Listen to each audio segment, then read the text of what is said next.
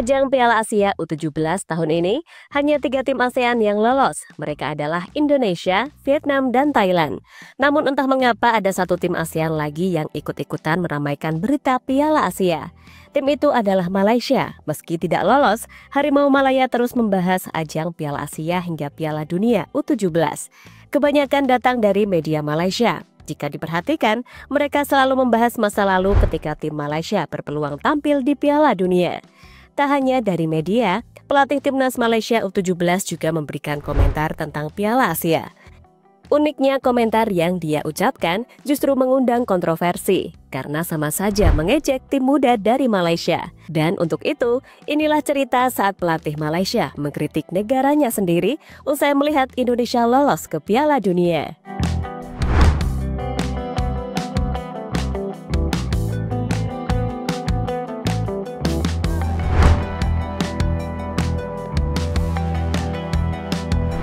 Ya, itu adalah postingan dari salah satu media Malaysia. Intinya, postingan tersebut mengatakan jika timnas Malaysia hampir lolos ke ajang Piala Dunia U17 pada tahun 2014 yang lalu. Sayangnya, perjuangan Harimau Malaya harus berakhir lebih cepat. Dan menurut media yang sama, pemain timnas Malaysia saat itu nasibnya malah tidak jelas. Momen itulah yang sangat disayangkan oleh media tadi, karena harusnya mereka bisa menjadi generasi di timnas Malaysia senior.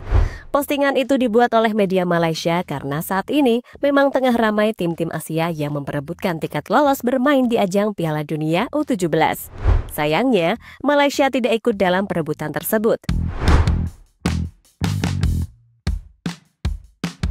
Tak hanya media Malaysia, reaksi juga diberikan oleh pelatih Malaysia U17 yakni Sulaiman Husin.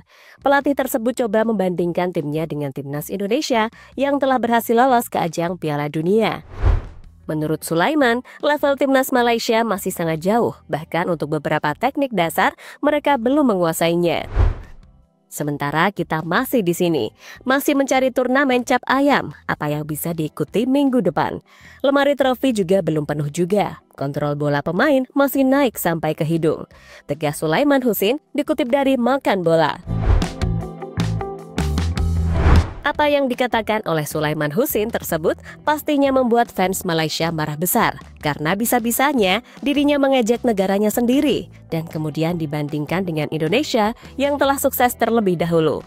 Hal inilah yang membuat Sulaiman Husin berpotensi mendapatkan serangan dari fans Malaysia. Tapi soal ini dirinya tidak takut karena apa yang dia katakan adalah fakta. Hal itu diungkapkan oleh Sulaiman Husin dalam balasan komentar di akun Facebooknya. Lebih lanjut, nasib timnas Indonesia dan timnas Malaysia memang bagaikan bumi dan langit.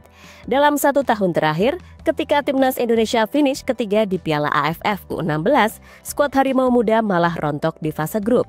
Kemudian di kualifikasi Piala Asia U17, hasil yang didapatkan timnas Indonesia dan Malaysia juga bertolak belakang. Timnas Indonesia tercatat finish sebagai runner-up grup setelah menang 1-0 atas Kuwait, menghancurkan Kepulauan Mariana Utara 10-0 serta menahan Australia 0-0.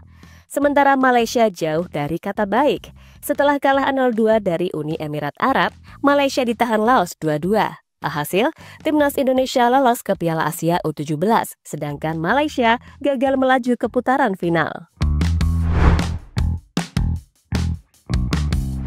Di saat timnas Indonesia ambil bagian di Piala Asia U17 yang dilangsungkan di Arab Saudi, timnas Malaysia hanya duduk manis. Hasil yang didapatkan timnas Indonesia U17 di Piala Asia juga termasuk dalam kategori luar biasa.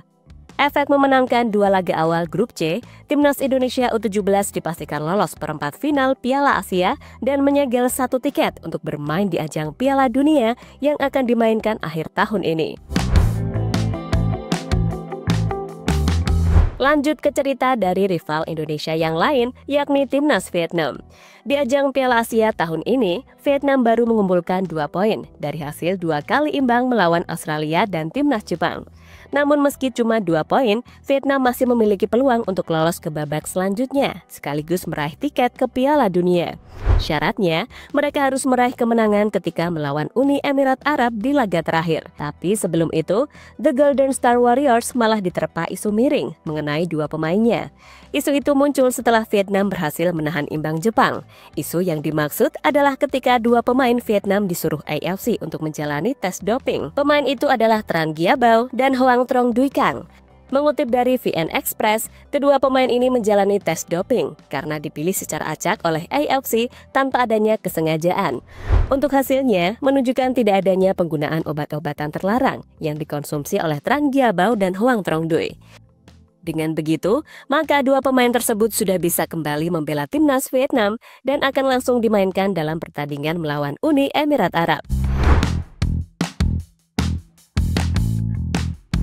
Jika Vietnam masih memiliki peluang lolos, nasib memprihatinkan dialami oleh timnas Thailand. Terbaru, mereka kembali mengalami kekalahan saat menghadapi timnas Cina. Kali ini, mereka kalah dengan skor 2-0. Kekalahan yang membuat tim Gajah Perang dipastikan gagal total di ajang Piala Asia U17. Mereka juga gagal meraih 1 poin pun, dengan catatan cuma mencetak 2 gol dan kebobolan 9 gol. Hal ini semakin menandakan karena meski Thailand berstatus sebagai King ASEAN, tapi nyatanya mereka malah tidak bisa apa-apa ketika bermain di level yang lebih tinggi. Kali ini perwakilan dari ASEAN akan diwakili oleh timnas Indonesia. Dan bisa saja timnas Vietnam juga ikut menyusul. Tapi jika melihat peluangnya, tampaknya akan sangat sulit bagi Vietnam untuk mengalahkan Uni Emirat Arab. Sehingga kemungkinan besar ASEAN akan kembali digendong oleh Indonesia, seperti yang sebelumnya mereka lakukan di ajang-ajang lain, seperti babak ketiga kualifikasi Piala Dunia, Piala Asia U23, hingga yang terbaru Piala Dunia U17 yang akan digelar tahun ini. Sementara itu, Nova Arianto sebagai pelatih timnas U17 menanggapi dengan santai usai timnya lolos ke Piala Dunia. Pelatih berusia 45 tahun itu pun juga menekankan agar pemainnya tetap fokus dalam menjalani setiap pertandingan. Kami bersyukur ya bisa lolos ke Piala Dunia dan sama seperti awal kami datang ke sini. Saya minta pemain tetap fokus dari game per game. Tapi saya selalu sampaikan ke pemain, saya minta fokus pemain, dan terakhir kami akan melawan Afghanistan, dan kita akan pikirkan nanti siapa lawan yang kami hadapi di babak perempat final, kata Nova Arianto pada media. Kini timnas Indonesia akan menjalani partai terakhir melawan Afghanistan.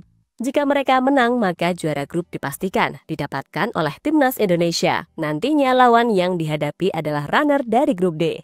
Untuk timnya masih belum dipastikan karena ada 4 tim yang masih berpeluang lolos. Mereka adalah Korea Utara, Tajikistan, Iran, dan Oman. Saat ini, Korea Utara berada di puncak klasemen sementara grup D dengan perolehan 4 poin dari hasil 1 kali menang dan 1 kali imbang. Sedangkan posisi kedua klasmen ditempati oleh Tajikistan dengan 3 poin bersama dengan Oman di peringkat ketiga. Namun Tajikistan berhak berada di posisi runner-up grup D karena unggul head-to-head dari Oman. Sementara posisi juru kunci dihuni oleh Iran yang baru mengemas 1 poin dari hasil imbang melawan Korea Utara.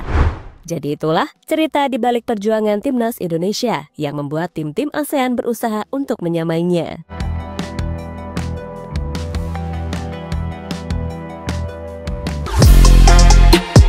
Halo, izin iklan sebentar ya guys. Jadikan ruangmu bernuansa timnas. Temukan beragam poster dinding, sepak bola dan timnas dengan desain menawan, kualitas premium dan harga yang tidak akan menguras kantong. Segera klik link Shopee di deskripsi video ini dan dukung timnas dengan sepenuh hati. Mulai dari dinding rumahmu.